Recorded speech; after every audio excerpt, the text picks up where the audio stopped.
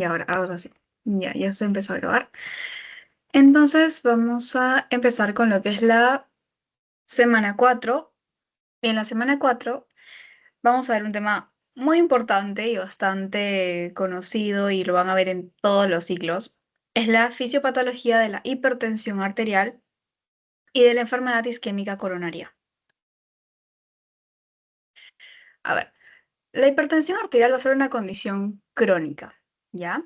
Esta se va a caracterizar porque va a haber un aumento, pero de forma persistente, de la presión arterial sistólica y la diastólica. Más o menos saben cuáles serían los valores para que yo pueda decir que mi paciente tiene hipertensión.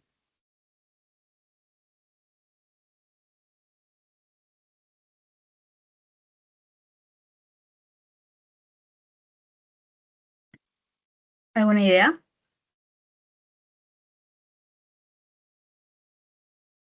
¿No? Ya bueno. Para que yo pueda decir que mi paciente tiene hipertensión arterial, la presión sistólica tiene que ser mayor a 140 milímetros de mercurio y la presión diastólica tiene que ser mayor a 90 milímetros de mercurio, según las guías actuales que utilizamos. No se olviden que es una condición crónica, eso es muy importante. O sea, el paciente que es hipertenso, que una vez que yo le digo, sí, ok, señor, es hipertenso y lo corroboro con sus 3 medidas en el brazo, todo eso, este, voy a poder decir que mi paciente sí se va a poder controlar, pero que este paciente nunca se va a curar, ¿ya? Entonces es una enfermedad crónica para toda la vida desde el momento que uno lo detecta. Más o menos alrededor del 30% de las personas adultas tienen hipertensión arterial y con una mayor prevalencia, sobre todo en los países de bajos ingresos o de medianos ingresos. Los factores de riesgo son estos. Tenemos a los factores modificables, perdón, los factores modificables y a los factores no modificables. Los modificables básicamente es el medio ambiente y el estilo de vida que lleva mi paciente, ¿no? El factor de riesgo modificable, como te digo, no es tan común porque el consumo excesivo de sodio, bueno, es lo normal. Pero hoy en día se ha aumentado mucho la hipertensión porque las personas están siendo muy sedentarias y están teniendo una mala alimentación, ¿ya? Pero tenemos también, por ejemplo, el consumo de alcohol, el tabaco, el estrés crónico. Por ejemplo, también en los estudiantes de medicina puede haber estrés de forma crónica y esto puede predisponernos a que tengamos hipertensión arterial. En los factores no modificables tenemos a la edad, al sexo, a la historia familiar de pacientes, o sea, pacientes que tienen papás con hipertensión arterial, la raza y la genética. En cuanto a la edad, el riesgo va a aumentar conforme la edad aumente. Entonces, a mayor edad, igual a mayor riesgo. Porque cuando uno va envejeciendo, las arterias o la pared de mi arteria se va a volver más rígida, entonces pues eso genera también más predisposición a que yo pueda desarrollar hipertensión arterial. En el caso del sexo, mayormente lo desarrollan los hombres, pero en las mujeres aumenta su predisposición mientras que ella ya pasa a la posmenopausia. O sea, luego de la menopausia, sí, claro, luego de la menopausia, disminuye nuestras hormonas y eso genera que nosotros tengamos mayor predisposición y como que nos igualamos con los hombres. En el caso de la historia familiar, también hay factores genéticos, igual como le digo acá, la carga genética también es muy importante. Mis padres hipertensos, es muy probable que yo también pueda ser hipertensa cuando sea mayor. Y la raza, los pacientes con ascendencia africana también tienen mayor predisposición. Ahora vamos a ver los valores. Aquí básicamente yo les digo una cosa. No existe una sola clasificación. O sea, no es que yo tengo la guía americana, la guía europea, o otra guía y esta es la correcta, ¿no? En este caso vamos a tener tres guías bastante conocidas, la americana, la europea y la canadiense. Entonces, normalmente aquí en el Perú, algunos hospitales van a utilizar lo que es la guía europea. Por ejemplo, si no me equivoco, en el Revaliati creo que se utiliza la guía europea. Y hay otros en donde se basan en la americana. Es importante, yo les diría que se lean las dos guías, sobre todo más adelante por cuando vean tratamientos, vean en qué niveles es que ustedes deberían dar qué medicamentos, ¿no? Todo eso. Pero para fines de exámenes, durante toda mi experiencia académica en la San Martín, más que nada se han guiado de la guía americana. Entonces eso le recomendaría, ¿no? Guíense más que nada de la guía americana. Pero sepan las dos, la europea y la americana. Eso sí, tenganlas presentes.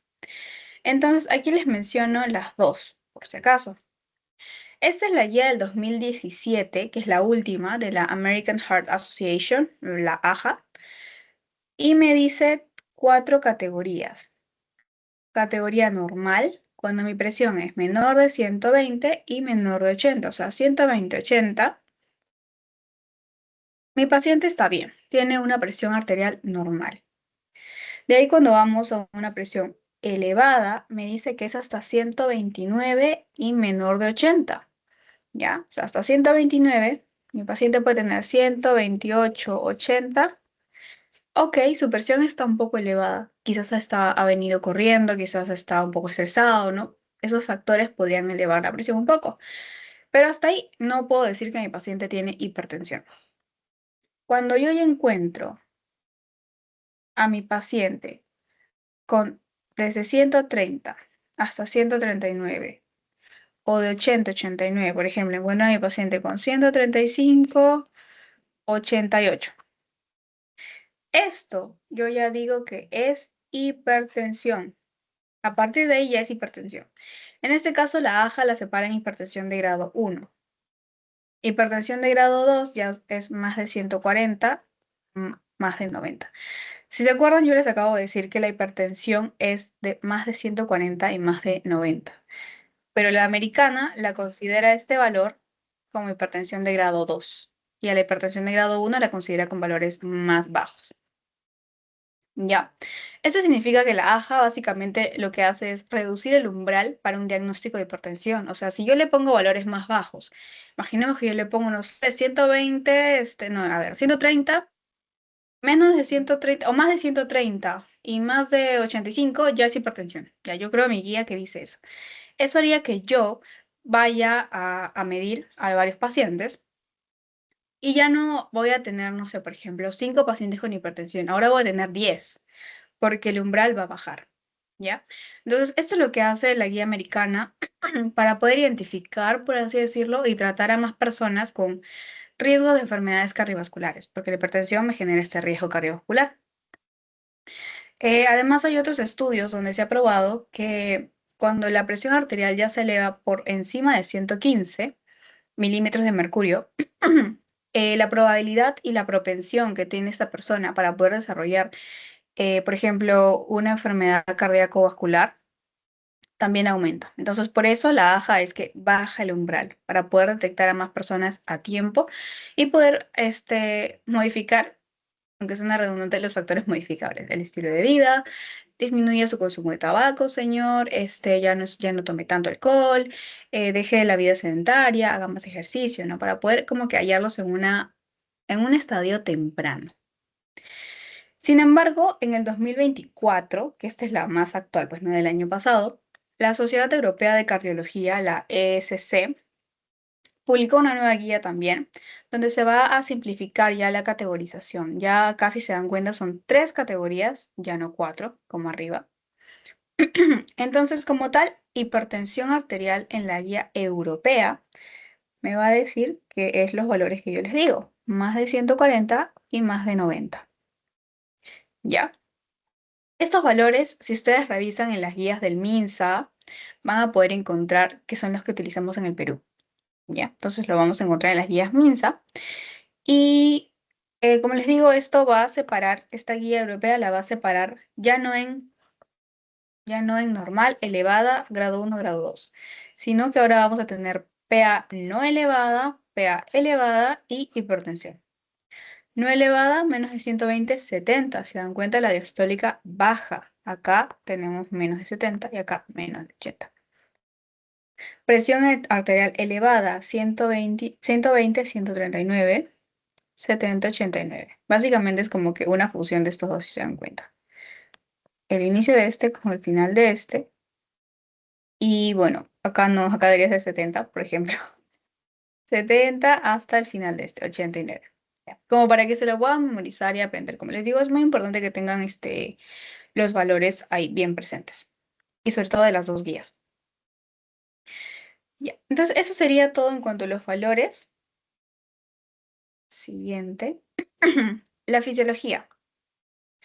Antes de poder explicar cuál es la fisiopatología de la hipertensión, es importante ver como que una ojeadita a lo que es la fisiología. Cómo es que se regula esta carga del corazón para que yo pueda tener hipertensión arterial. Por ejemplo, tengo esta fórmula de acá. Esta la han visto hasta el cansancio seguro en la fisiología. Entonces tengo la PA, o sea, la presión arterial, es igual al gasto cardíaco por la resistencia vascular periférica. ¿Ya? La presión arterial va a ser la fuerza que va a ejercer la sangre contra las paredes de los vasos. O sea, yo tengo acá mi vaso, tengo la sangre que va a fluir a través y la sangre va a ejercer una fuerza contra la pared de los vasos. Esa es la presión arterial. Y como vemos en la fórmula, el gasto cardíaco y la resistencia vascular van a ser dos factores que son cruciales para el mantenimiento de la PA. ¿Saben qué es el gasto cardíaco? ¿Tienen una idea de qué es más o menos el gasto cardíaco?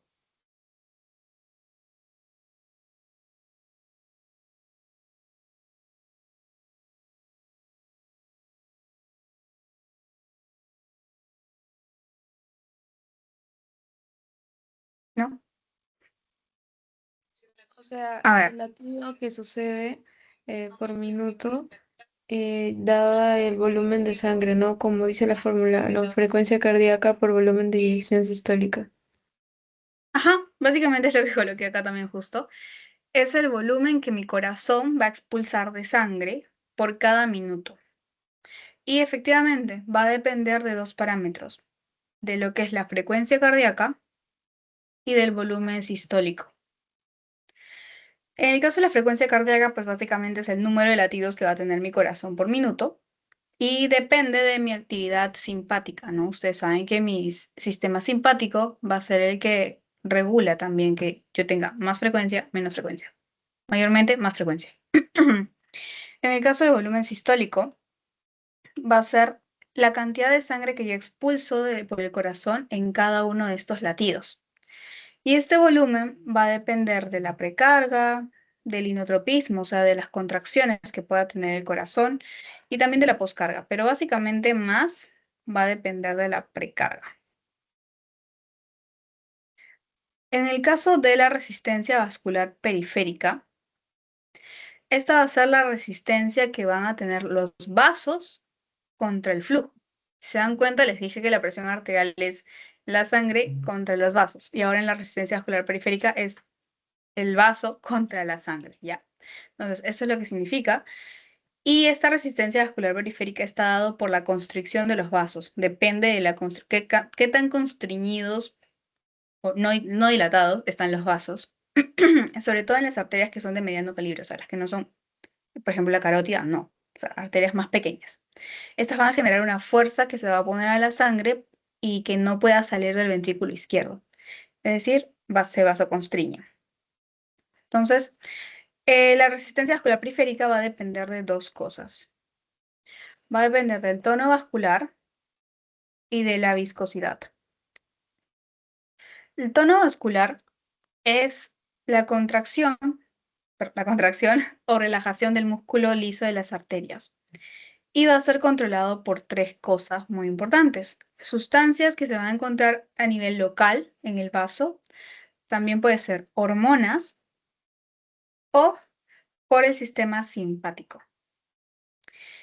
En el caso del sistema nervioso simpático, este va a generar vasoconstricción. Va a estimular a la vasoconstricción por medio de las catecolaminas, ¿ya? Y así va a generar pues que mi vaso disminuya su calibre. En el caso de las hormonales, tenemos a la angiotensina 2 y a la vasopresina. Estas dos que son vasoconstrictores, entonces también se encargan de regular que mi tono vascular esté vasoconstriñido.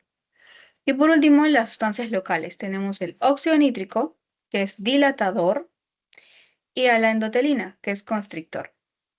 Entonces, estos se encargan de tanto dilatar como regular, para que haya un equilibrio en este tono vascular, ¿no? Tampoco no es que podemos permanecer todo el tiempo con nuestro tono vascular ahí rígido, constreñido, ¿no? Sino que tiene que haber un equilibrio. En el caso de la viscosidad, a mayor viscosidad,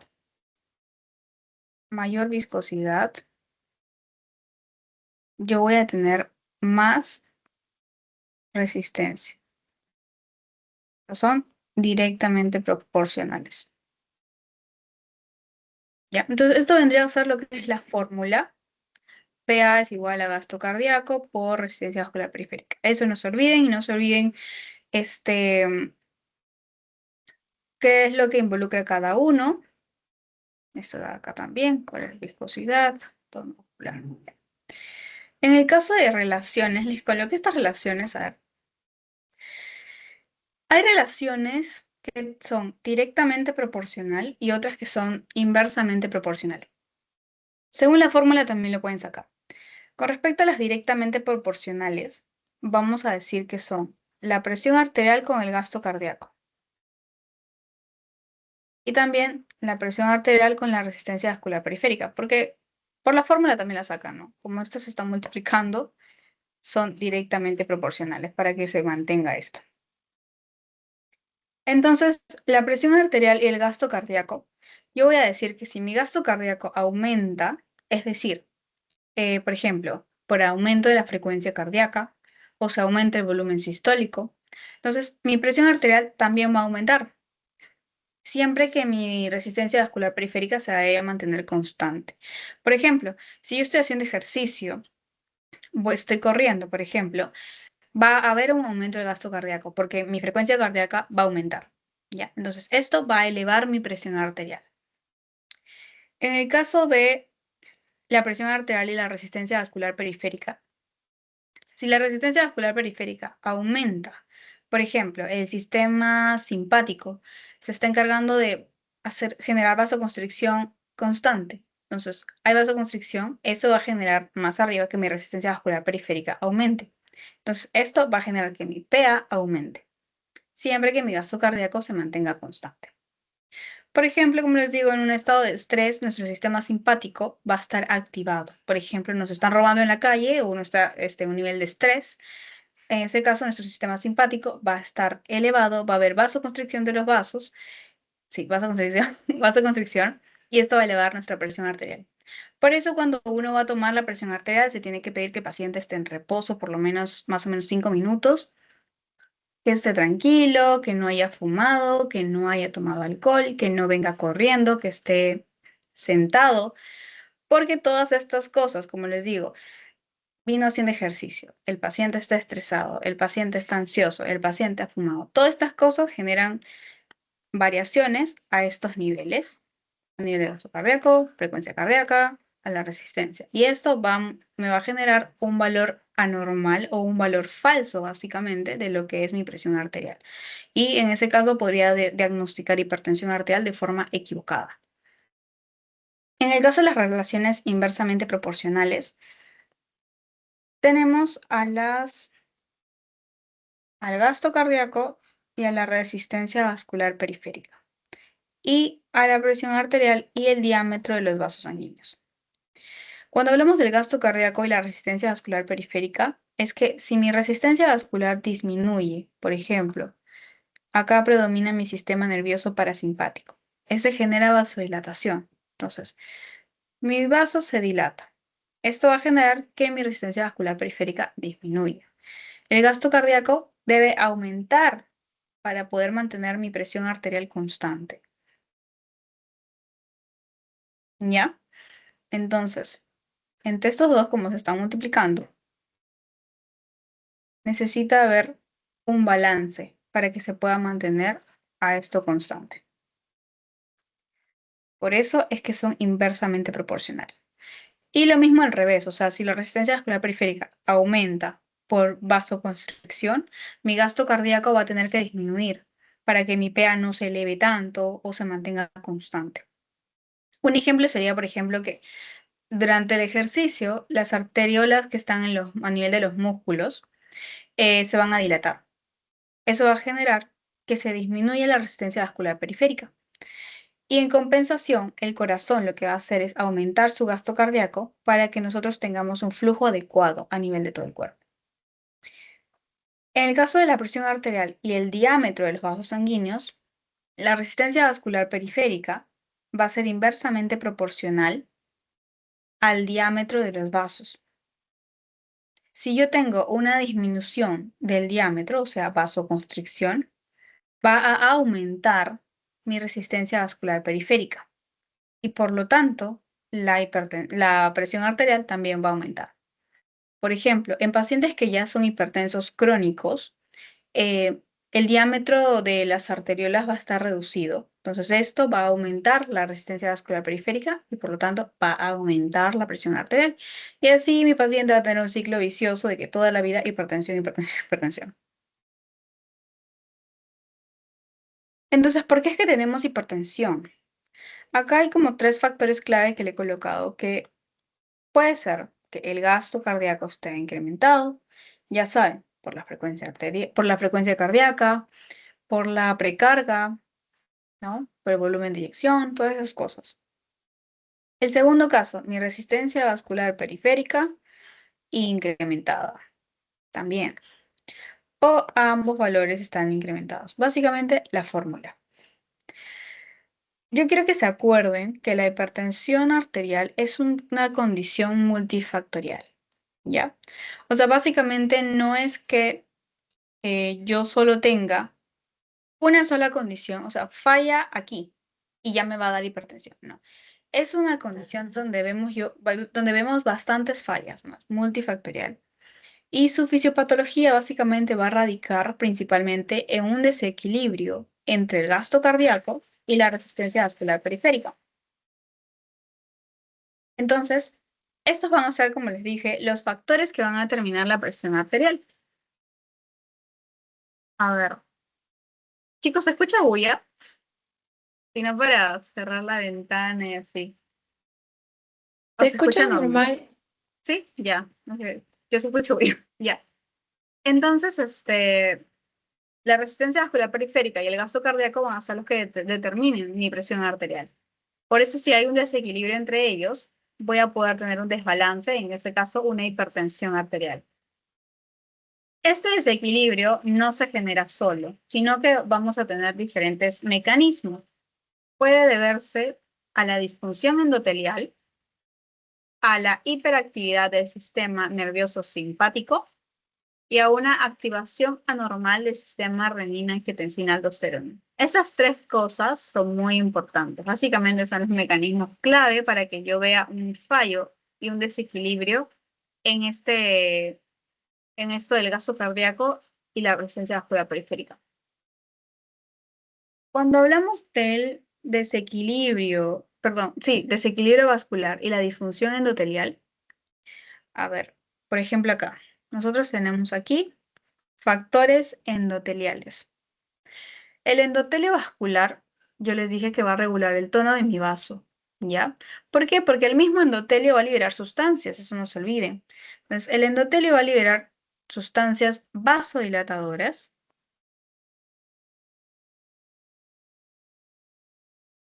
ya, vasodilatadoras, que son, por ejemplo, el óxido nítrico. Pero también va a liberar sustancias vasoconstrictoras, ay,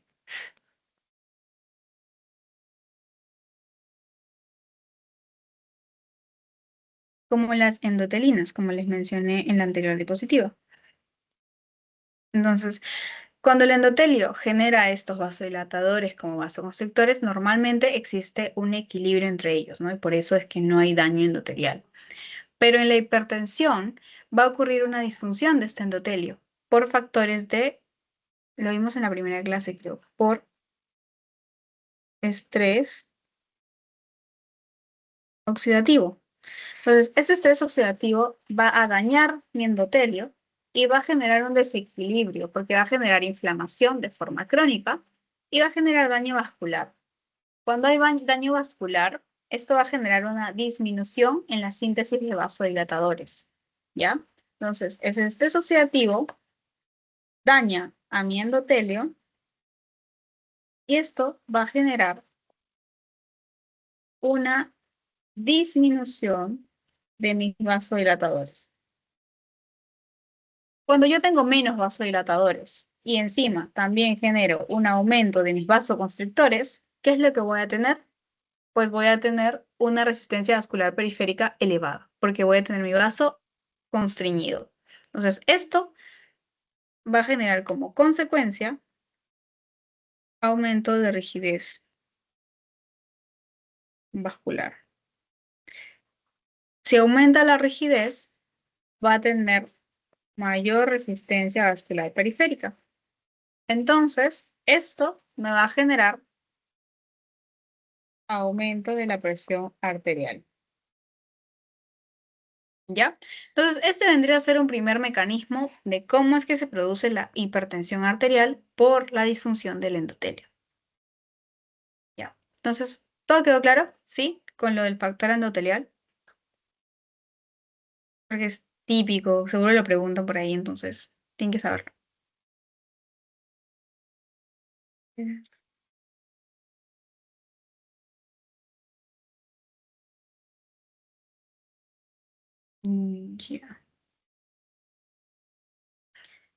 Si se dan cuenta, también justo incluso está acá la resistencia periférica. Entonces, si se dan cuenta, pues sí, afecta a la resistencia periférica. Y puede generar hipertrofia estructural. Hipertrofia es cuando el vaso pues se engrosa, entonces también eso genera rigidez muscular, rigidez de los vasos, entonces sí, aumenta la resistencia vascular periférica. Luego vamos a hablar del sistema nervioso simpático. Por ejemplo, acá también tenemos, pero más este cuadrito, me gustó más el cuadrito acá. Ya, pero el sistema nervioso simpático, en los pacientes con hipertensión arterial, este sistema es como si está hiperactivo. Vámonos acá, por ejemplo. Es como si mi paciente estuviera en un estrés constante, ¿ya? Entonces va a haber hiperactividad del sistema nervioso simpático. Esta hiperactividad va a aumentar la liberación de catecolaminas, ¿ya? Entonces esto, al aumentar las catecolaminas.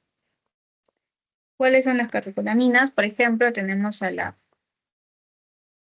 adrenalina y a la noradrenalina, ¿ya?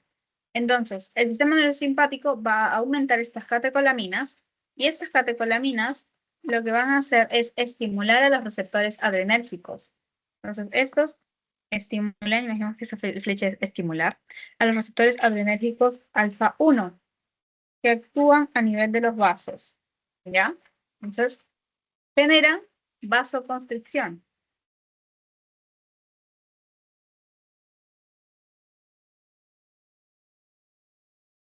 También actúan sobre los receptores adrenérgicos beta 1, pero estos actúan a nivel del corazón, no se olviden.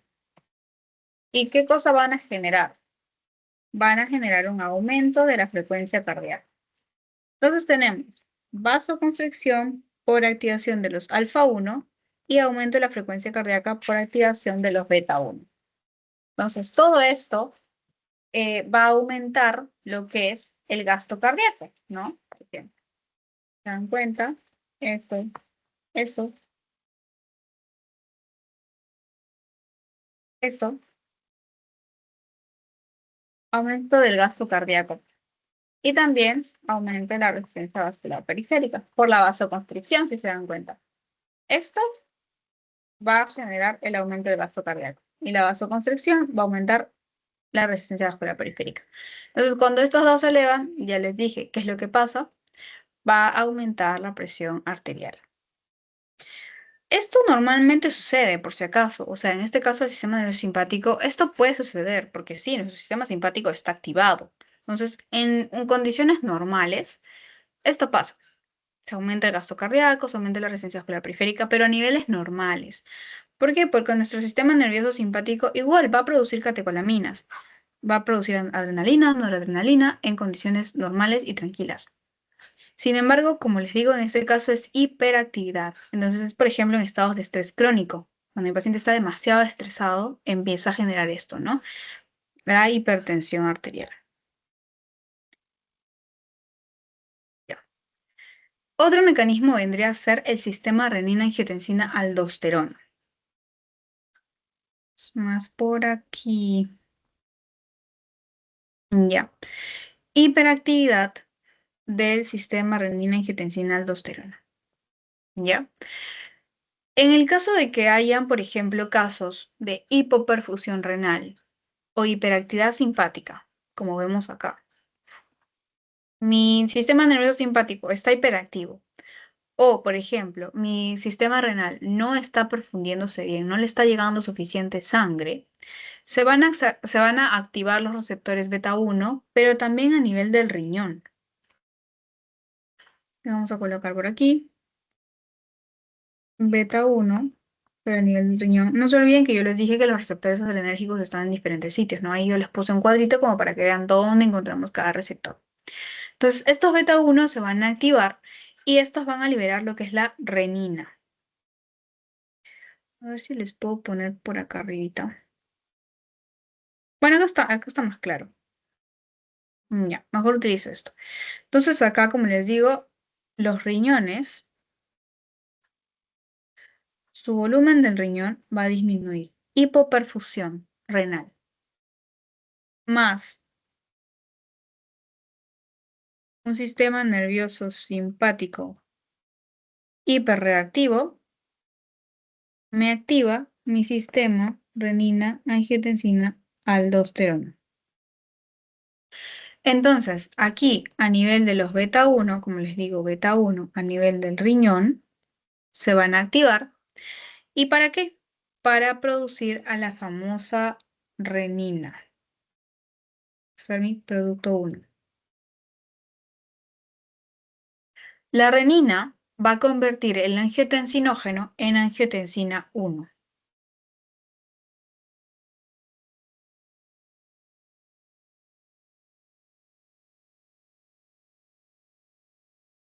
¿Ya? Entonces mi renina va a convertir mi angiotensinógeno en angiotensina 1. Y esta a través de de la enzima convertidora de angiotensina, o sea, la ECA, esta acá, a partir de la ECA,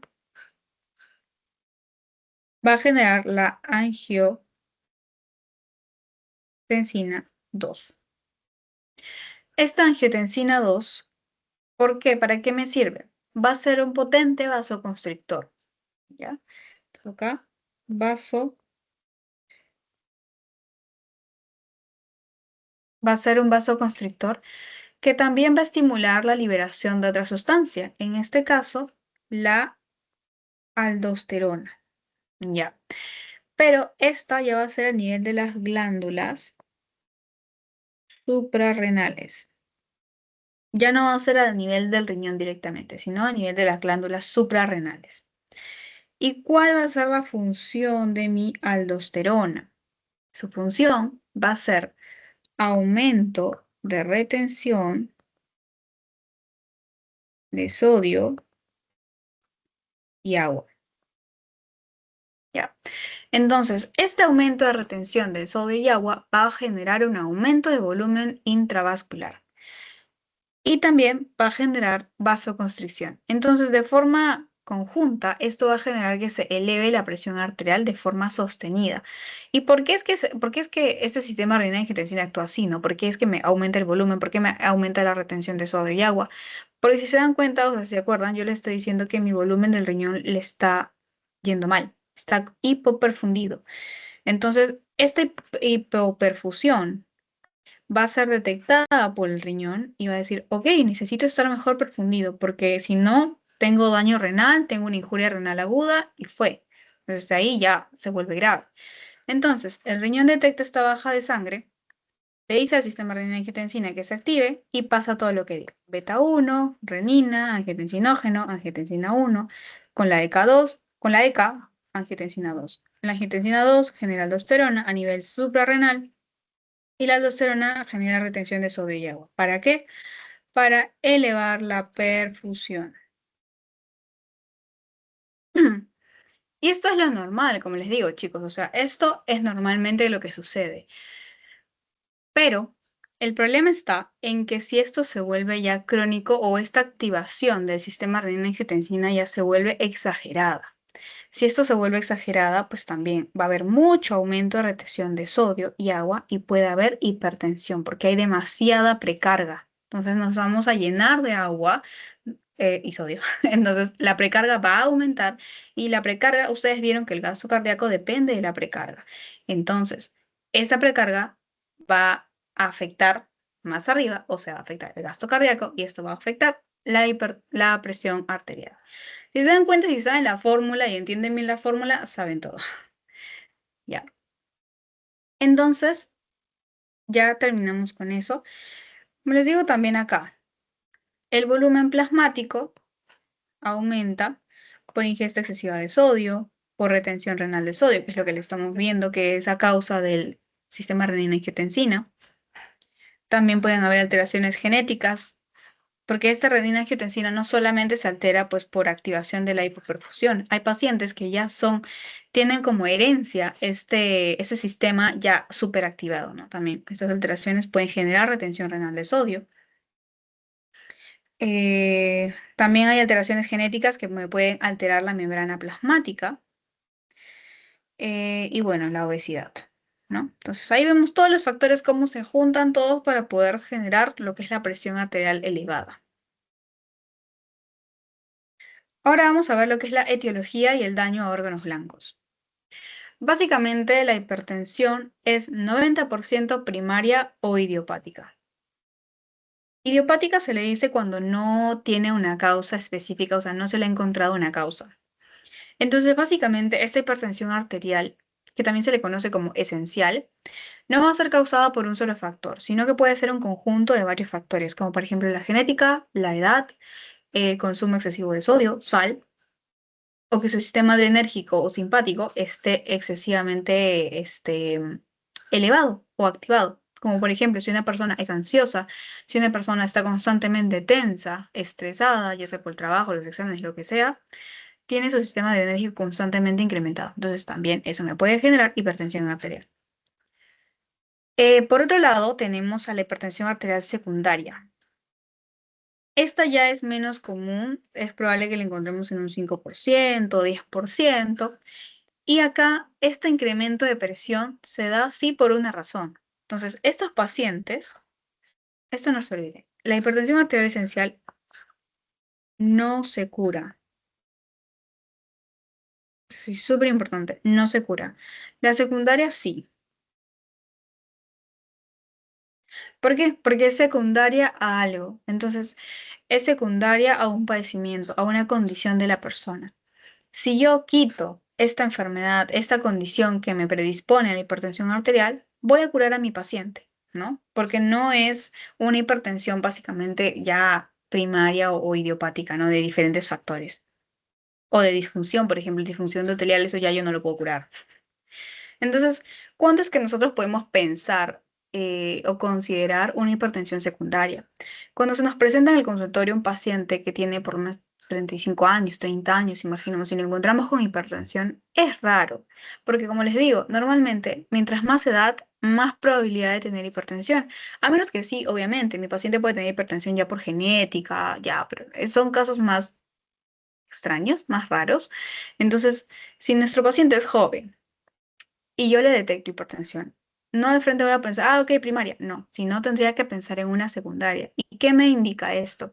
Entonces, que yo me tengo que plantear, ok, si es una secundaria, ¿por qué es que mi paciente está teniendo hipertensión? ¿Qué cosa de fondo tiene este paciente? Puede ser, por ejemplo, tiene problemas renales que me están generando que está absorbiendo mucho sodio, mucha agua, está activando mi sistema renina-angiotensina-aldosterona. Entonces, esto me está generando retención de agua y sodio.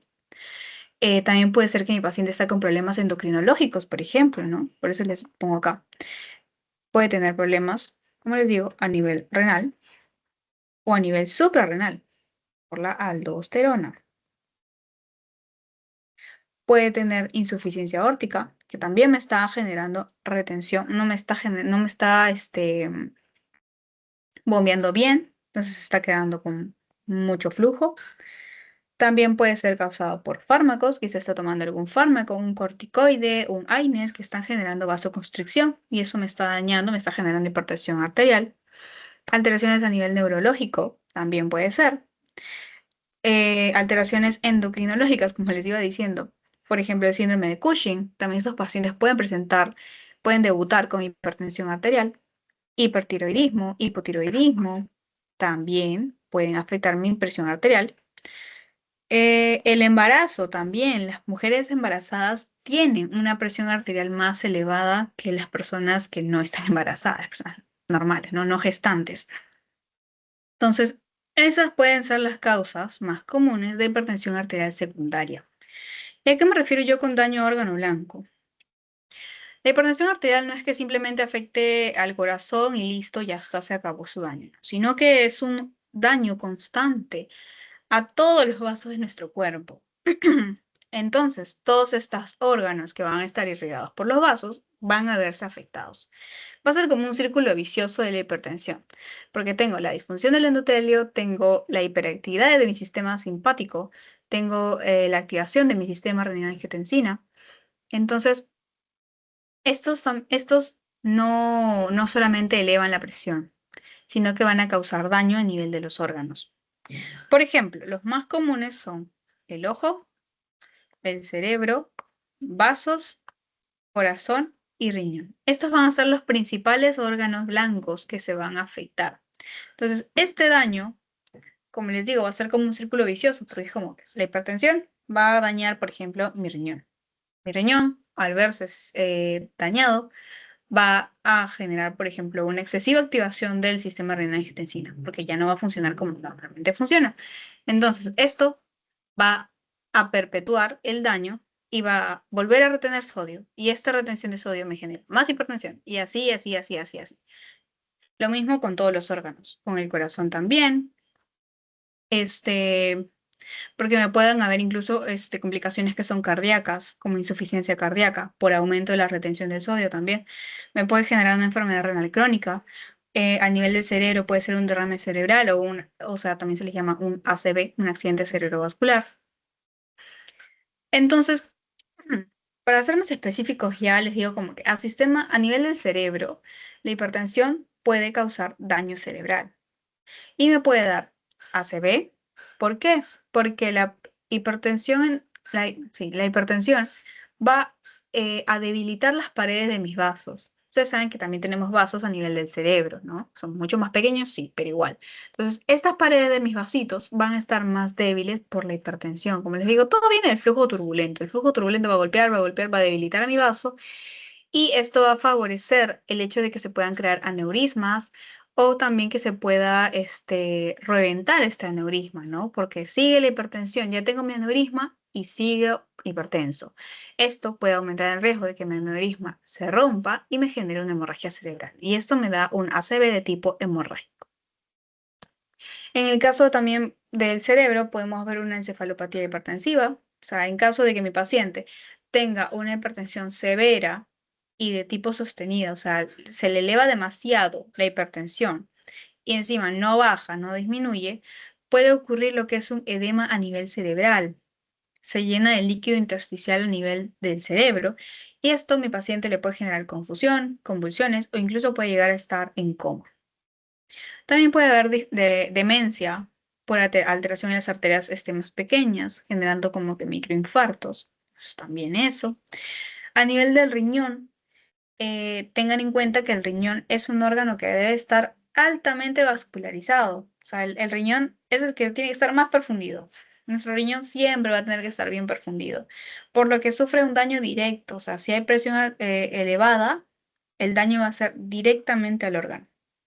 Entonces, también por eso estos pacientes tienen muchas complicaciones a nivel renal. Por ejemplo, la enfermedad renal crónica. Entonces, esto va a ser una disfunción ya de forma progresiva que me va a generar el círculo vicioso que les dije, ya que mi riñón va a estar lesionado, va a exacerbar la hipertensión arterial porque va a activar mi sistema renina-angiotensina-aldosterona, va a activar la retención de sodio y así, toda la vida. En el caso de las paredes arteriales, o sea, daño a los vasos. La hipertensión crónica, como les digo, va a causar daño directamente al vaso, a su estructura y a su función. Como les dije, la disfunción endotelial va a aumentar a los vasoconstrictores, disminuye los vasodilatadores. Entonces, esto va a generar, por ejemplo, una aterosclerosis más acelerada. La aterosclerosis, que la vamos a ver en un ratito, es algo que se forma con el tiempo.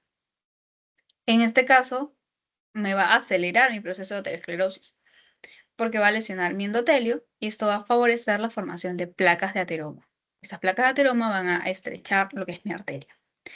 En el caso del aneurisma, también puede generar un aneurisma a nivel de mis vasos, porque la tensión constante va a debilitar las paredes arteriales y esto va a formar o va a promover que se forme una dilatación de forma anormal, que esta dilatación anormal es lo que llamamos aneurisma, que efectivamente se puede romper y eso va a causar una hemorragia. También afecta a nivel de la rigidez de las arterias, ¿ya?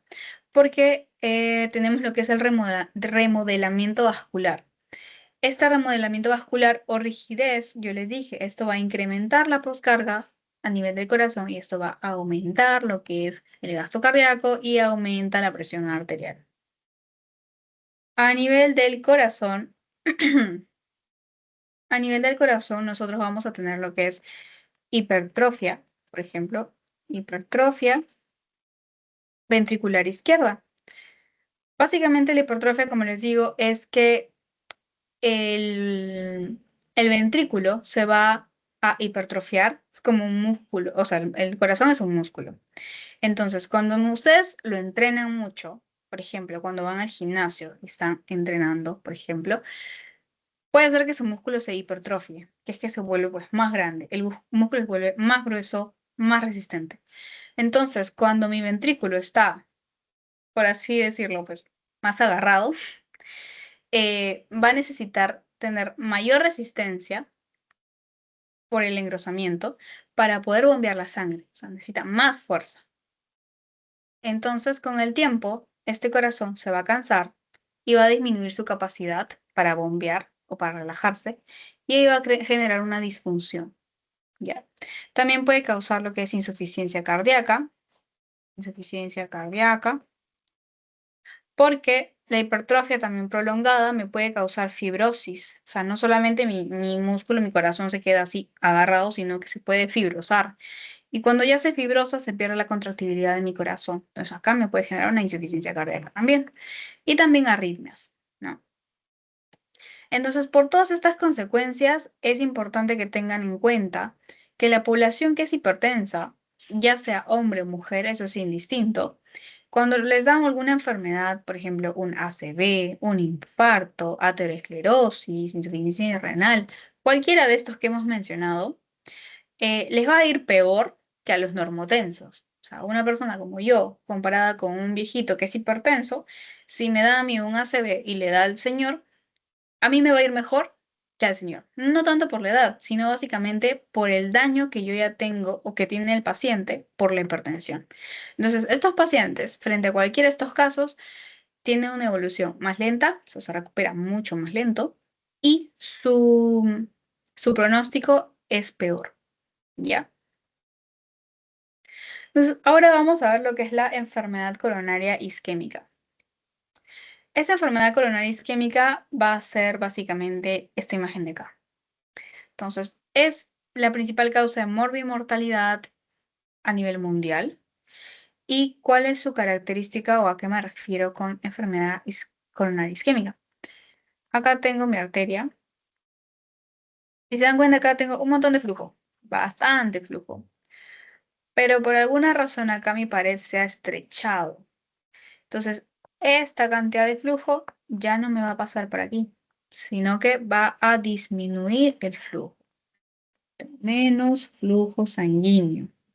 Si yo tengo menos flujo sanguíneo que llega a mi corazón, por ejemplo, mayormente esto es causado por las placas de ateroma, que vendría a ser esta, otro color, no se ve nada. Esta placa es una placa de ateroma. Si se dan cuenta, tengo mi vaso tranquilo, pero se forma una placa de ateroma. y el flujo abundante que pasaba, que normalmente era suficiente para irrigar todo mi corazón, de esto ahora pasa esto. Entonces mi corazón, de lo que necesitaba esto, ahora solo recibe la mitad. Imaginemos, un tercio. Entonces ya no va a estar lo suficientemente bien irrigado. Entonces, este proceso también se le llama aterosclerosis y va a generar pues menos flujo sanguíneo. Si hay menos flujo sanguíneo a nivel del corazón, esto involucra que también haya menos oxígeno y menos nutrientes a mi músculo cardíaco. Entonces, esto puede provocar tanto una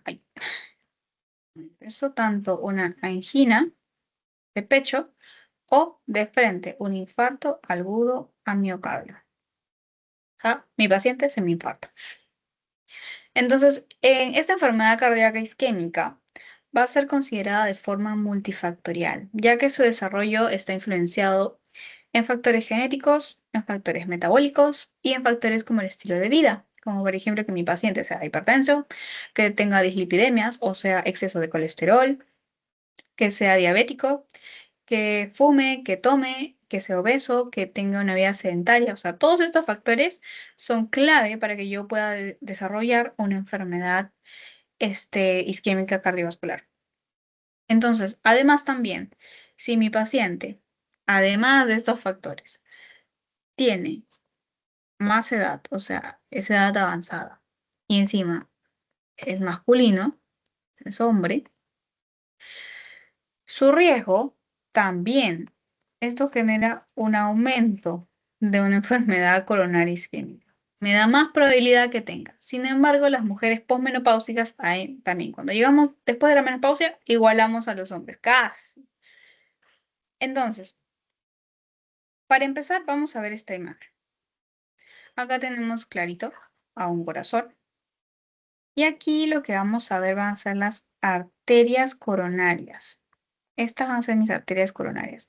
Como se dan cuenta, tenemos arterias coronarias izquierdas y arteria coronaria derecha. Entonces, estas dos arterias, si se dan cuenta, nacen de la parte superior del corazón, o sea, de la parte de arriba. Y de ahí se van a ir ramificando y van a adoptar una forma de corona. Por eso se le llama coronaria. En el caso de que mi paciente, yo, por ejemplo, ya, coma mal, duerma todo el día, no hago ejercicio, encima como mucho y mucha grasa, eh, voy a tener un aumento de colesterol, ¿ya? Normalmente nosotros consumimos grasa y es lo normal, es que todos nuestros órganos necesitan grasa para funcionar. Pero si yo consumo ya a un nivel exagerado, este colesterol se va a depositar, vamos a ponerlos acá, puntitos, un colesterol por acá, otro colesterol por acá, se va a empezar a depositar en mis arterias coronarias y esto va a generar aterosclerosis. ¿Ya? Sin embargo, no se olviden, antes de empezar de lo que es aterosclerosis, vamos a hablar un poco de cómo es que mi colesterol va a circular en sangre, porque el colesterol es un lípido, ¿no?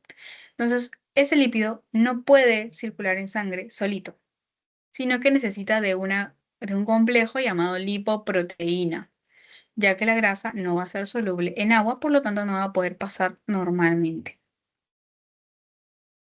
¿Alguno de ustedes sabe qué es una lipoproteína?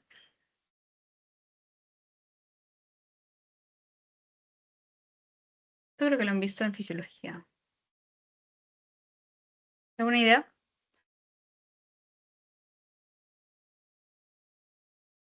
O sea, bueno, químicamente está compuesta por proteínas y lípidos, pero lo que yo más me acuerdo era Ujú. de el transporte de grasas.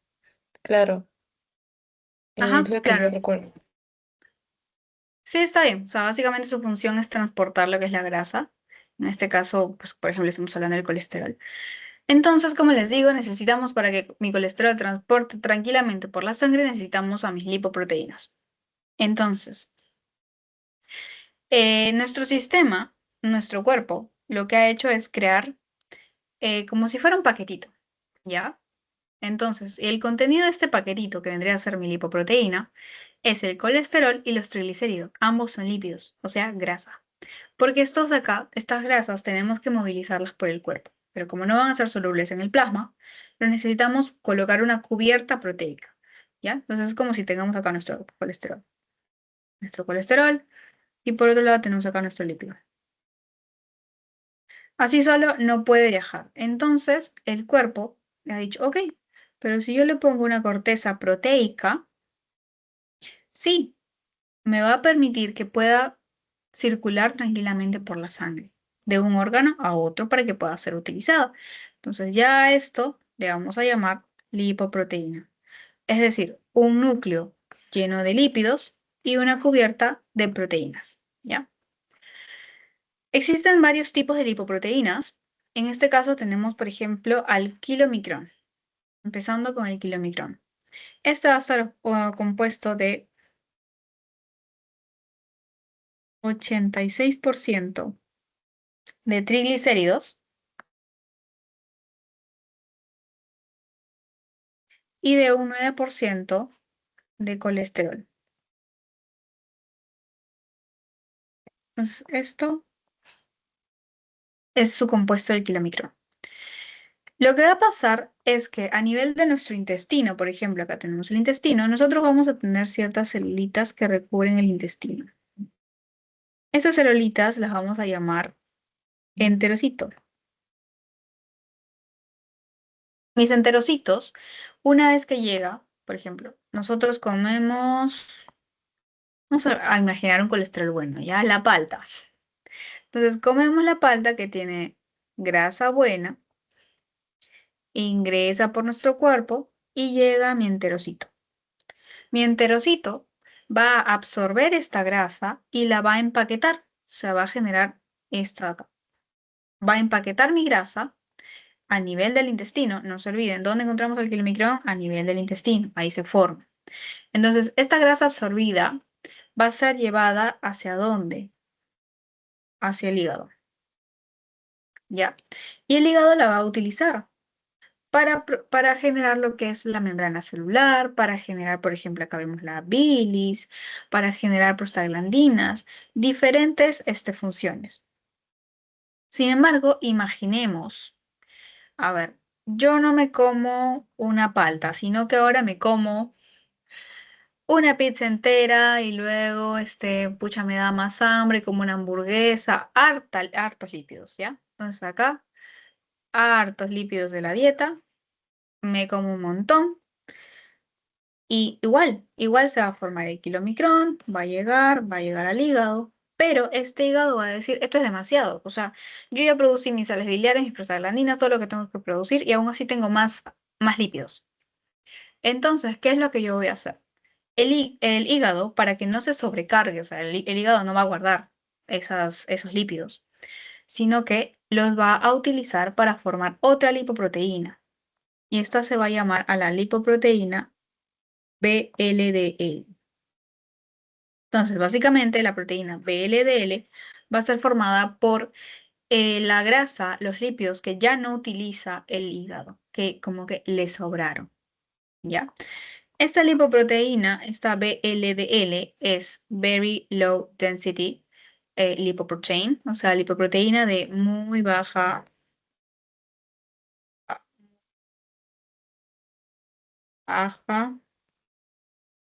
densidad. ¿Ya?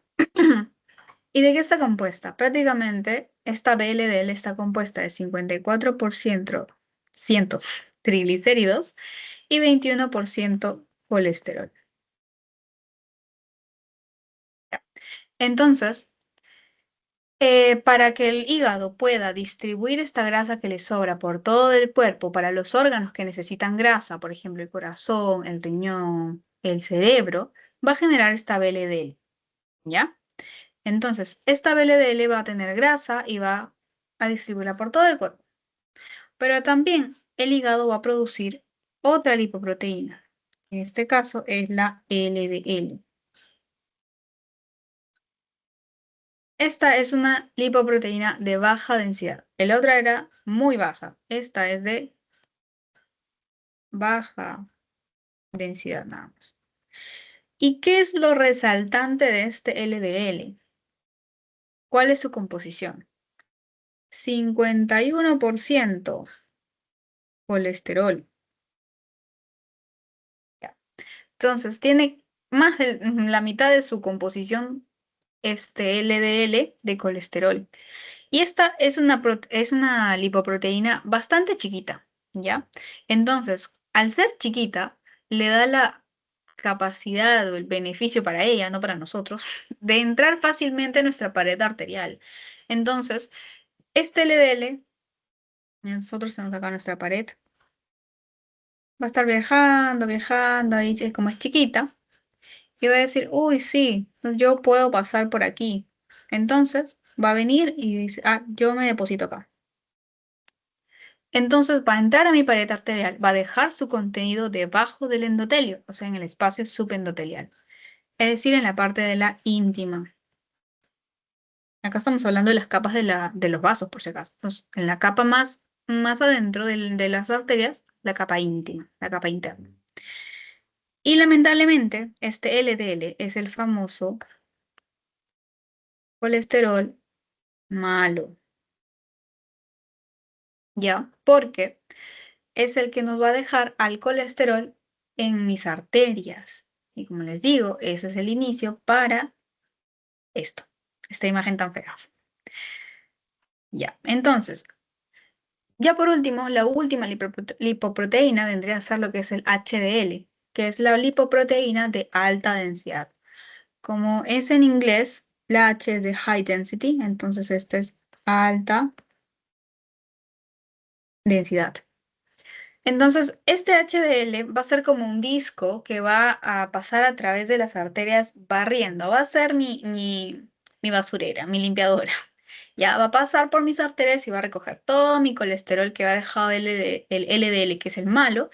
Mi HDL lo va a pasar recogiendo. Por eso es que se le conoce como el colesterol bueno. Su capacidad, a ver, tiene una capacidad de limpiar del 22%. Por eso, por más que nosotros tengamos a un limpiador a nivel de las arterias, tampoco es que nosotros podemos desbandarnos y comernos todo el colesterol posible, porque al final el HDL lo va a limpiar. No, porque su capacidad simplemente es del 22%. Por eso necesitamos tener nosotros un equilibrio, una baja cantidad de LDL, que es el malo, y una alta cantidad de HDL para que podamos limpiar y barrer todo ese colesterol malo. Y no se llegue a acumular grasa y tampoco se sature la capacidad de limpiarla.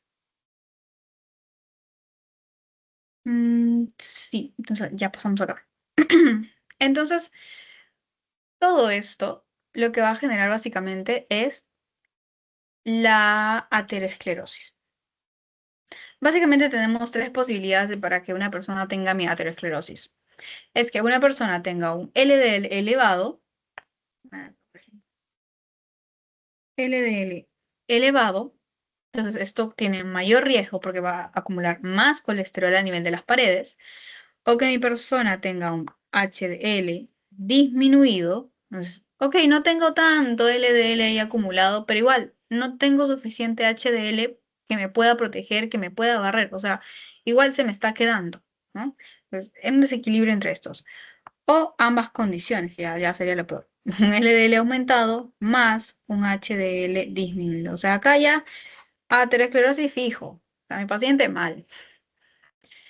Entonces, recordemos, si nosotros tenemos a mi paciente con un perdón, con una hipertensión, que encima fuma, que es diabético, tiene dislipidemias, colesteroles altos, triglicéridos, colesterol, lo que sea. Cualquiera de estas condiciones, o encima juntas, y encima yo le hago un examen su perfil lipídico y le encuentro el LDL elevado acumulándose en las arterias, esto significa que mi endotelio, o sea, mi pobre endotelio, que lo vamos a ver acá, esto, a ver, vamos a ver, ya. Esta es la capa media de mi arteria. Básicamente es como si esto todo fuera una arteria, ¿ya? Esta de acá vendría a ser la luz, ¿ya? Como para que no se confunda. Entonces, esta es la luz arterial, o sea, más arriba está la otra pared. Acá está mi endotelio, acá está señalado endotelio, estas celulitas son las células endoteliales.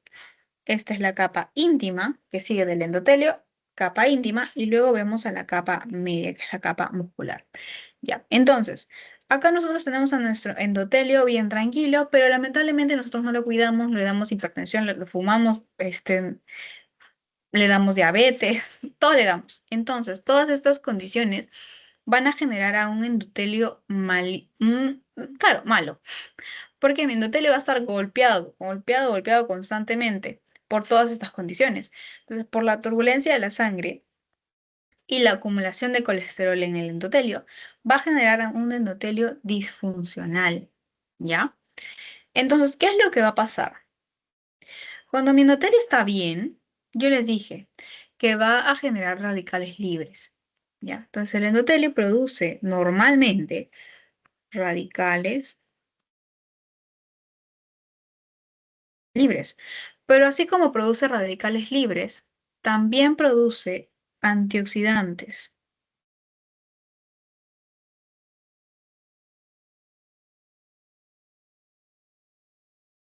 Entonces, el endotelio necesita que haya un equilibrio entre la producción de radicales libres y la producción de antioxidantes. ¿Por qué? Porque los antioxidantes van a neutralizar a estos radicales libres. Pero en este caso, mi endotelio ya está mal. El endotelio está disfuncional. Esto va a generar que los radicales libres se produzcan en mayor cantidad y que los antioxidantes no sean suficientes. Entonces, esto va a generar que exista oxidación de todo lo que hay dentro de mi endotelio, porque los radicales libres oxidan. Es lo que les hablé el otro día del estrés oxidativo, ¿ya? El famoso estrés oxidativo. Entonces, estos radicales libres van a oxidar todo lo que encuentren. Y en este caso, ¿qué es lo que van a encontrar en mi paciente que le encanta comer McDonald's, vemos lo que sea? Entonces van a encontrar al famoso colesterol. ¿Ya? Entonces, estos radicales libres van a decir, uy, colesterol, va a ir para acá. Ese es el colesterol, por si acaso. Bolitas de colesterol. Acá, este es colesterol. Entonces, los radicales libres van a decir, ah, mira, colesterol dentro del endotelio, vamos a oxidarlo. Entonces, oxidan este colesterol y se le llama colesterol oxidado. ¿Y qué creen? Yo les dije que el HDL, acá les puse una imagen de HDL, que es el bueno, pero está feliz, se encarga de barrer todo mi colesterol que está dentro de la íntima, ¿ya? Pero ahora ya no es un colesterol así, bueno, un colesterol, bueno, es malo, pero un colesterol normal, sino que ahora va a ser un colesterol, vamos a ponerlo de otro color. Ya, más azulito. Ya, ahora este colesterol, imaginemos como que cambia de color. Ya, y este colesterol ya vendría a ser un colesterol oxidado. ¿Y qué es lo que pasa? Es que mi HDL va a llegar a mi pared y va a buscar el colesterol para llevárselo. Pero como el colesterol está oxidado, mi HDL va a ser ciega, sorda, muda, no lo va a ver, va a decir, yo no reconozco esto, ¿qué es esto? Esto no es colesterol. Entonces, no lo reconoce, no se lo lleva y no lo limpia. Entonces, va a dejar a mi colesterol ahí, tranquilo. Entonces, cuando esto pasa y mi colesterol se queda ahí, no solamente el HDL lo ignora, ¿no? No solo lo ignora, sino que también lo considera como un cuerpo extraño.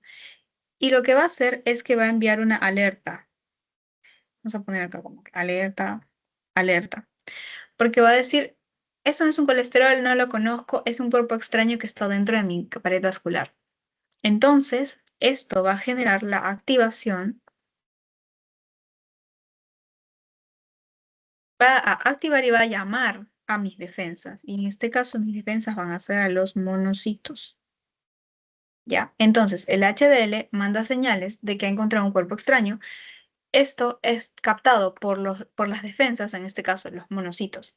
Entonces, estos monocitos que van a estar circulando a nivel de la sangre se van a acercar al colesterol oxidado y van a ingresar al endotelio. Una vez que ingresan al endotelio, eso es importante, no se olviden.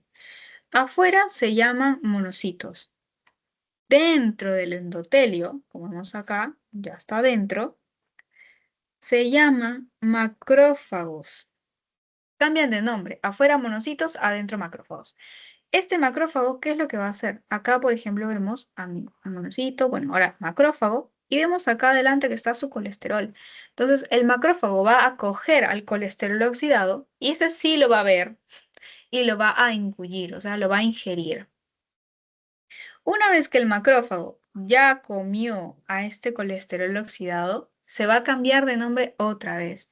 Y en este caso se va a llamar foam cell o, en español, célula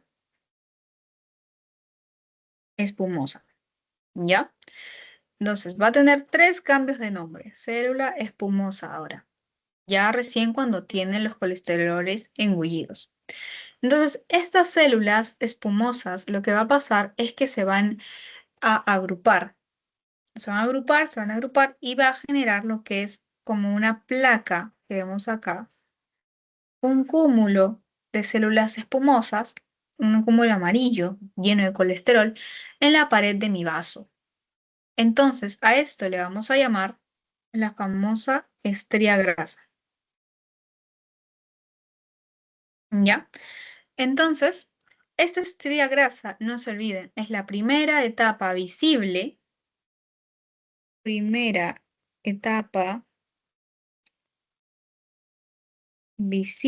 de la aterosclerosis. Si le preguntan, ¿qué es lo primero que yo veo en un paciente con aterosclerosis? O sea, ¿qué es lo primero que yo veo, claro, en el tiempo, ¿no? ¿Qué es lo primero que va a aparecer y que va a ser visible que yo pueda verlo en la arteria? Yo no puedo ver al monocito, yo no puedo ver al colesterol oxidado. Simplemente lo primero que yo voy a ver, el primer indicio, va a ser mi estría grasa. Entonces, no se olviden también que mientras pasa esto de que se forma una estría grasa, también algunas células musculares lisas de la capa media, o sea, de acá, como podemos ver aquí, algunas células, estas son células musculares, algunas células van a ingresar a la capa íntima. ¿Para qué van a ingresar a la capa íntima? Si se dan cuenta, se van a poner acá y acá, frente a la placa. Van a formar como una cápsula, o sea, van a como que encapsular esta, esta estría grasa, ¿no? No se va a quedar solamente en células espumosas. Y también esto va a generar inflamación. El hecho de que las capas musculares entren a la íntima va a generar inflamación. Entonces, luego de que estas células espumosas van a seguir ingiriendo más y más y más grasa oxidada, no van a tener un control, ¿ya? Simplemente van a seguir comiendo y comiendo, comiendo sin control. Entonces, lo que va a pasar es que la célula va a estallar, va a reventar y se produce una muerte celular, es decir, la apoptosis. Como consecuencia de esto, ya pasamos aquí. Como les digo, paso 1, estría grasa. Acumulación intracelular de los lípidos, es decir, en el intersticio, ahí donde está, en la capa íntima. Luego, cuando estas células espumosas siguen comiendo sin control y estallan, revientan de colesterol, el colesterol ya no queda en el sitio intracelular, sino también llega a depósitos externos. O sea, tenemos a nivel intracelular y a nivel extracelular. A esto le vamos a llamar preateroma.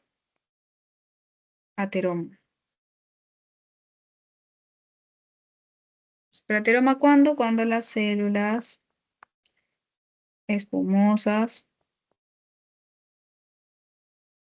estallan. Luego, en el siguiente paso, las células musculares que habíamos atraído por inflamación van a formar lo que les digo, van a empezar a formar una capa, una capa, una capa, una capa, una capa, que va a ser la cubierta de este núcleo lipídico, porque como les digo, este acá, núcleo lipídico, porque todo esto es grasa. Entonces vamos a tener una estría grasa lleno de grasa más una cápsula de células musculares. Una vez que pasa esto, ya nosotros le llamamos ateroma. Este es el 2 y este es el 3. En el ateroma ya tenemos un núcleo de lípidos y la acumulación intracelular. Entonces, el ateroma va a estar constituido por esto, por un núcleo lipídico más una cubierta de células musculares. Una vez que ya todas las células musculares ya están acá cubriéndola a esto, ya se le llama ateroma, ¿ya? Entonces, esta capa capsular, yo sé que está compuesta por células musculares. Sin embargo, es delgada, ¿ya? Entonces, esta capa, vamos a ver en esta imagen, esta capa de aquí va a ser delgada. Entonces, si mi paciente es hipertenso, diabético, fumadora, lo que sea, va a generar que la sangre tenga su flujo turbulento. Entonces va a golpear constantemente la cápsula, todos los días. Y esta cápsula va a agrietarse, puede agrietarse o de pronto, ¡pum!, se rompe. O se agrieta o se rompe. Entonces, dentro de la cápsula, nosotros vamos a tener colágeno, ¿ya? Vamos a poner aquí que esto es colágeno.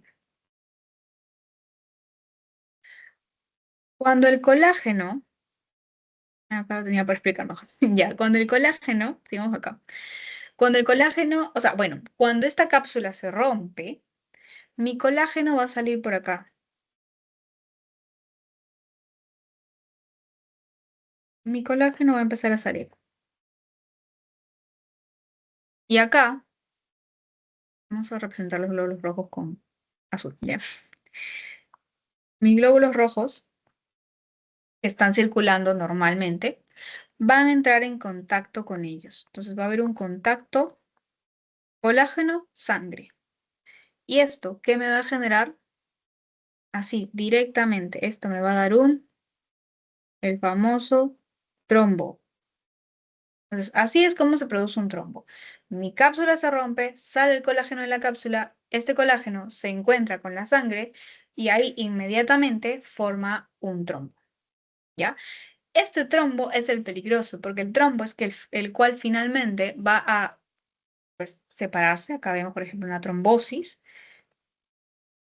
Esta placa, ok, me reduce el flujo, pero ya mi trombo va a tapar. Si se dan cuenta, ya acá ya no solamente reduce el flujo, sino ya no hay flujo. Acá este trombo se forma y es lo que finalmente va a obstruir totalmente la luz de la arteria y me va a generar un infarto agudo de miocardio. Entonces, en conclusión, básicamente los pacientes pueden vivir con su ateroma.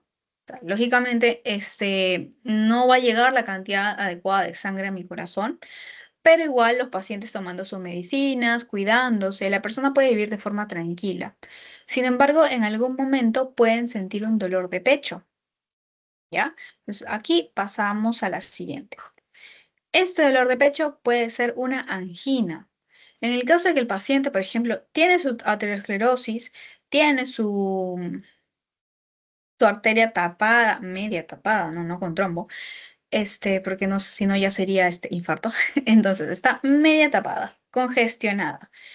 Y yo me pongo a jugar fútbol. Corro, corro, corro, la doy todo y hago grandes esfuerzos. Aquí y me empieza a doler el pecho. A esto yo le llamo una angina estable. Entonces, este dolor, si yo digo, no, chicos, me duele el pecho, que me voy a sentar un rato, calma. O sea, el dolor calma el reposo. O si no, yo ya sé que tengo este problema de mi aterosclerosis y sé que a grandes esfuerzos me va a dar mi angina, yo llevo ya en mi maletita mi nitroglicerina sublingual. No se olviden, nitroglicerina, que los pacientes, sublingual porque los pacientes se lo ponen debajo de la lengua y ahí es como funciona, no te la tienes que tragar. Tomo mi nitroglicerina, espero un rato y me calma mi dolor. Entonces, esto es lo que es angina estable. Normalmente dura hasta 10 minutos, 5 minutos, o sea, no dura tanto. Sin embargo, cuando ya vemos, como les dije, que mi ateroma se rompe y genera un trombo, que obstruye mi arteria, aquí ya no va a haber un solo dolor de pecho que descanso y listo. No. En este caso ya este dolor de pecho puede durar de hasta 30 minutos. Mi dolor no se va a aliviar, incluso a veces puede ir en incremento, o sea, me puede empezar a doler más. Y en este caso ya no es una angina, sino vendría a ser un infarto. Entonces, en este caso, en el infarto, lo que voy a ver es que mi músculo cardíaco, se va a quedar sin energía porque no va a haber este flujo sanguíneo. Entonces, esta energía que no va a tener va a disminuir la función o va a incluso cesar la función contráctil en nuestro corazón, así, de la nada, se va a parar. Entonces, ahí es cuando me da el infarto. Y conforme van pasando las horas, las miofibrillas que tiene mi corazón van a sufrir el proceso de necrosis. Por eso se empieza a necrosar nuestro corazón, ¿ya? Por falta de irrigación. Todo eso se vuelve negro. Pues aquí esto ya no se puede revertir. Una vez que el tejido se murió, se murió. Y luego de eso se va a generar fibrosis a ese nivel. Entonces, eso va a generar, incluso posterior ya al infarto, va a generar que mi corazón ya no pueda llegar el impulso eléctrico a esta zona. Entonces, ya así poco a poco, pues bueno, va en decadencia tu corazón, ¿no? Porque puede que el infarto no te mate en ese momento, porque puede ser un infarto pequeño, pero así va matando ciertas partes de tu corazón y al final, pues ya ese corazón termina totalmente disfuncional. Entonces, lo que va a pasar va a ser esto, por ejemplo, también en creo que le preguntan sobre biomarcadores. Esto es fácil, ¿ya? Entonces, vemos a los biomarcadores que son lo que nosotros vamos a tomarle al paciente un examen sérico, o sea, un examen de sangre, y ahí vamos a encontrar biomarcadores. Estos biomarcadores se empiezan a elevar cuando hay daño de las células. Entonces, el primer biomarcador que se va a elevar frente a un infarto va a ser a la famosa mioglobina. Este va a ser la primera.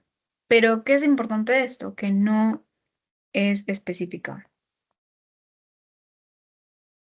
Eso quiere decir que la mioglobina se me puede elevar si, no sé, si me duele la piernas, de inflamación, lo que sea. O sea, pueden ser 60 diagnósticos diferentes y yo veo la mioglobina incrementada. Entonces yo no puedo decir que veo la mioglobina y digo, ah, es un infarto. No.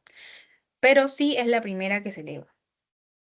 Luego, ¿cuál es el primer biomarcador que se eleva y que sí es específico? Las troponinas. Y tenemos dos tipos, a la de tipo T y a la de tipo I.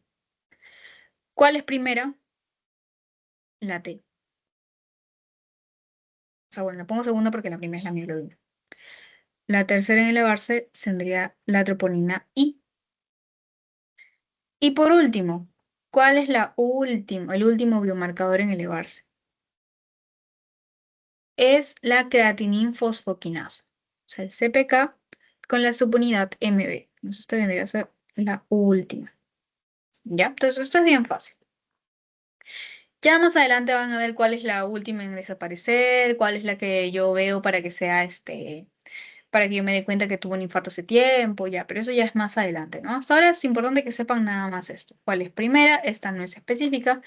Vamos de poner esto. Estas sí son específicas. Y la CPKMB también es específica, pero la primera igual es la troponina. Entonces, ¿cuál es la evolución de un infarto en el EKG, por ejemplo? En las primeras horas de que mi paciente tiene un infarto, ¿qué es lo primero que yo voy a ver? Es mi elevación del segmento ST. ¿Y por qué? O sea, ¿por qué se eleva esto primero? Porque esto me indica que mi corazón está teniendo una lesión. Están empezando las células en este momento como que están empezando a tener hipoxia. Les falta oxígeno, les faltan nutrientes, entonces empiezan a lesionarse mis células. Por eso se aumenta o se eleva, a ver, acá, elevación del segmento ST.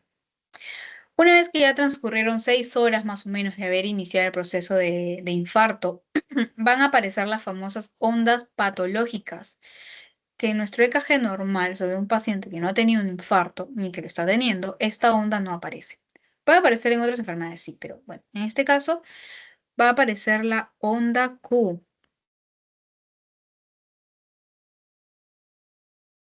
Esta onda Q, ¿qué me indica? Eso es importante que también lo sepan. Cuando yo veo una onda Q patológica en mi EKG, ¿qué es lo que yo debo pensar?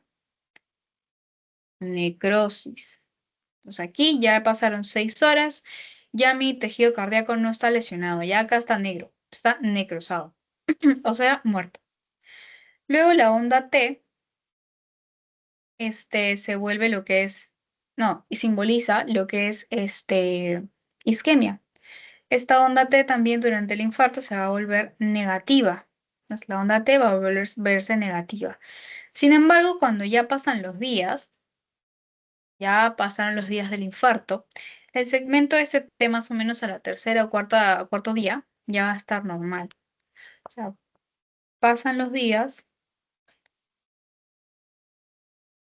y se normaliza. De lo que estaba elevado se va a normalizar.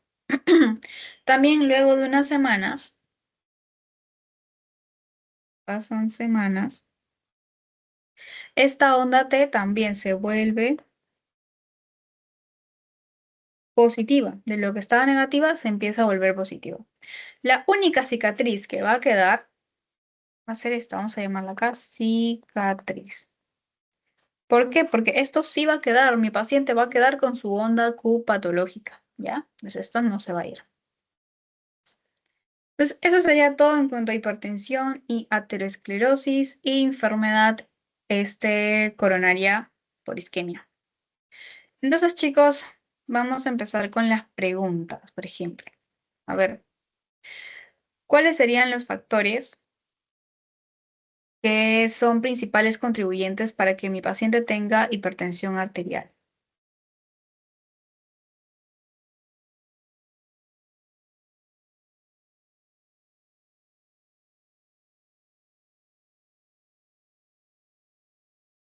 ¿Cuál creen? En la primera creo que es la B, pero también mencionaste de que era algo normal, ¿no? Que la mayoría comes elevada cantidad de sodio, pero sin embargo es un factor contribuyente. Sí, sí, eso es bastante importante. Eh, claro, bueno, y acá también baja ingesta de fibra, no. Baja ingesta de líquidos, tampoco. Podría ser si es alta ingesta de líquidos, podría ser por retención de líquidos, también podría ser, pero en este caso, no. Baja ingesta, no. No. Si hago mucha actividad física, no, no va a dar hipertensión. Entonces, básicamente es este consumo elevado de sodio. Porque este es directamente relacionado con lo que es la hipertensión arterial. En la pregunta número 2, ¿de cuál de los siguientes es un síntoma común de la aterosclerosis, pero en etapas tempranas?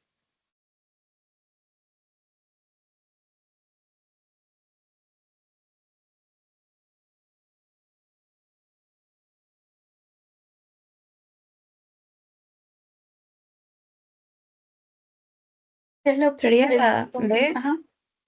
¿Cuál? ¿La B?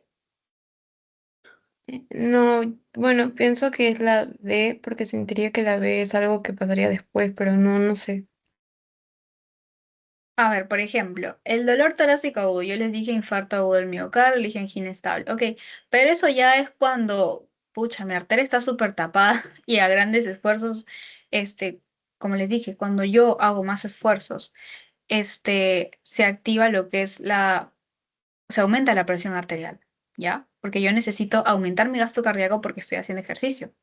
Entonces, esto va a aumentar la presión y encima, si yo tengo toda mi arteria tapada y encima aumento la presión, pucha, me empieza a doler el pecho. Pero esto ya es cuando yo ya tengo mi aterosclerosis, o sea, que hace tiempo. Entonces, cuando ya mi aterosclerosis está bien grande. Entonces, esta sí es un síntoma, como les digo, la angina es un síntoma, pero ya más que nada es un síntoma tardío. Por si en alguna otra pregunta se la pone, ya más que nada es un síntoma tardío. Dolor en las piernas al caminar, ya eso de claudicación es otra cosa, pero también es un síntoma en el caso de un problema cardíaco, pero en este caso no. Mareos y visión borrosa podría ser causada por lo que es la hipertensión, básicamente, pero no es tan específica de lo que es aterosclerosis. Entonces sí, sería la presión arterial elevada. porque así yo tenga en mi edad temprana, ¿se acuerdan que le dije qué es lo primero o lo visible? Lo primero visible que yo tengo en una aterosclerosis. ¿Qué es lo primero que yo veo? Yo puedo ver a nivel de las arterias.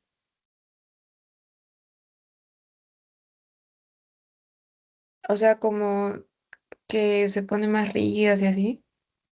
O sea, yo tengo mi vaso. ¿Y qué es lo primerito? Eso que se forma con el Ah, las core, placas de ateroma. la estría grasa. Ah, ya, en verdad, la estrella grasa, el que veo.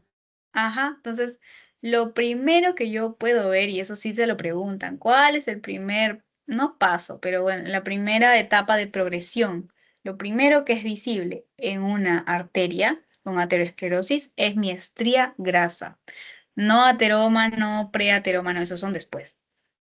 Entonces, si yo ya tengo ahí mi estría grasa, así sea chiquita, el flujo que pasaba bastante ya no va a pasar tanto, porque ahora esta estría, así sea pequeña, va a disminuir un poquito la luz.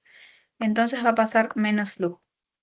Entonces, si pasa menos flujo, va a ocurrir lo que es nuestro cuerpo va a activarse, ¿no? Está pasando menos flujo, van a elevar la presión para compensar esto. Entonces, por eso sí, lo primero que vamos a ver va a ser una presión arterial elevada. La pregunta número 3 es, con respecto a la aterosclerosis, ¿qué órgano es más comúnmente afectado por las placas ateroscleróticas?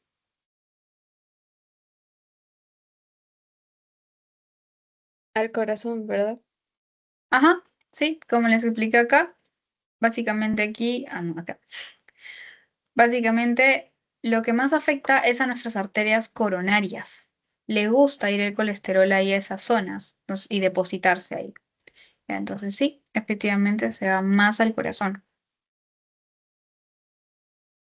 La otra, ¿cuál de las siguientes es una complicación grave en la hipertensión arterial que no se trata?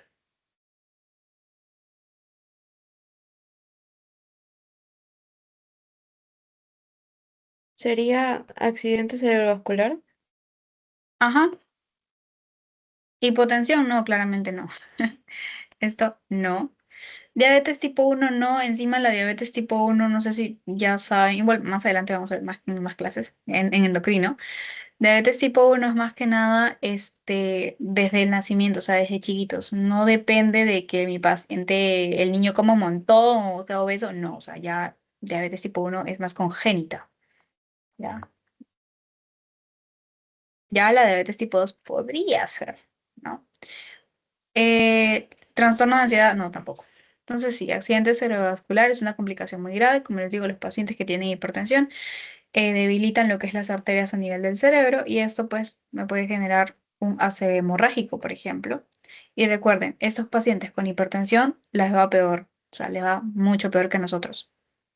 Y por último, ¿cuál es el principal factor de riesgo modificable que nosotros podemos cambiar para no tener aterosclerosis? El consumo de tabaco, porque los demás sí son, no son modificables. Ajá, claro, exacto. Pues, la edad, pues, no, no, no. Consumo de tabaco. Ya. Entonces, eso sería todo, chicos, con respecto a hipertensión y esto. ¿Todo claro? ¿O tienen alguna pregunta? Por mi parte, todo claro. Ya, creo que los demás también.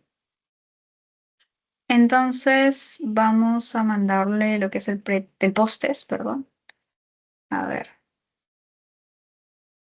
post-test.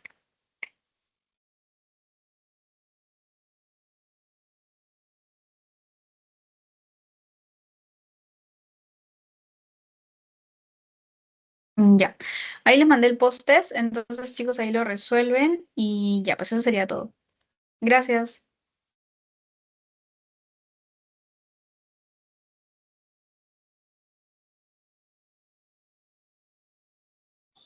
Gracias.